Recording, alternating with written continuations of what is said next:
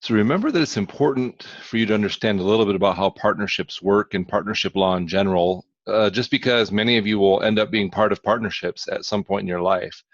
They're super easy to form. In essence, all you have to do is do business with another person, and you're a partnership. So that's an important, I guess, key takeaway as part of this recap.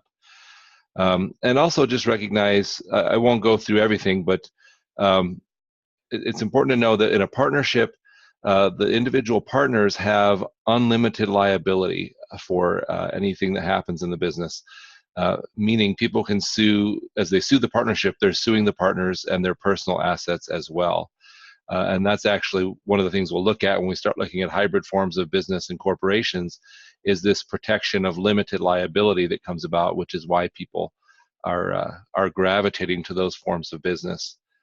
And just like I said, it, recognize that partners owe certain duties to the partnership, and that they also have certain rights in the partnership. And in addition to the basic duties, which are spelled out in the rest of the course material, I won't go through them all again. And those basic rights, you can have additional duties and rights that are spelled out in a partnership agreement, which is like a formal written up document that just says what everybody in the partnership does. I suggest, if you're ever involved in a partnership, that you take the time to write up a partnership agreement that spells out everybody's responsibilities and what they'll put into the business. And if you have the money, it's even a good idea to go to an attorney and at least have them involved in the process so that they can advise you on the legal ramifications of the things you want to do. But at the very least, write down something that everybody agrees to and signs that says, these are my responsibilities, these are my rights, and this is what I expect. And then recognize that when a partner leaves a partnership, the partnership is done, meaning there's a dissolution, which that word got used several times in the chapters. Think about it; it has the same prefix as to dissolve, so that means the partnership is going to fall apart.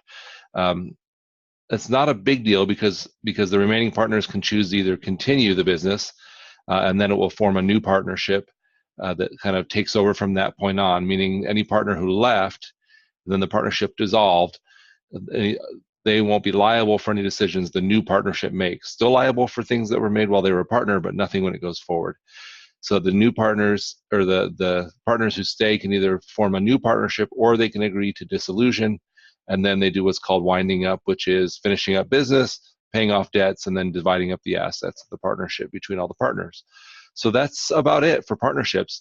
And in the coming weeks, we're going to look at, next week we'll look at hybrid forms of business, which are things like LLCs. You've probably heard of that, limited liability companies. And then the week after that, we'll look at, actually, no, we're going to combine them together. So we'll have hybrid forms of business and corporations next week, so that we don't take too much time on business structure.